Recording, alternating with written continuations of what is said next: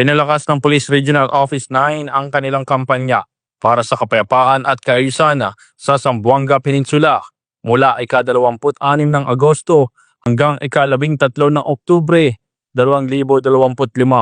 Nagsagawa ang Police Regional Office 9 ng sunod-sunod na operasyon laban sa kriminalidad, kabilang ang 277 anti-drug operations na nagresulta sa pagkakaresto ng 240 drug personalities at pagkakasamsama ng mahigit 5 milyong halaga ng ilegal na droga.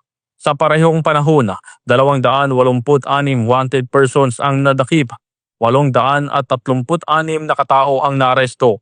Sa 260 operasyon laban sa ilegal na sugal, 68 na baril ang nakumpiska mula sa kampanya kontra loose firearms. Bukod dito, naging malaking bahagi rin ng Police Regional Office 9 sa tagumpay ng PNP laban sa smuggling matapos makumpiska ang 58 milyon at 800 sa halaga ng kontrabando sa 41 operasyon. Pinuri ni Acting Chief PNP, Police Lieutenant General Jose Malencho Corpus Nartates Jr. ang Police Regional Office 9 sa kanilang walang humpay na serbisyo at dedikasyon sa pagpapanatili ng kaayusan sa rehiyon.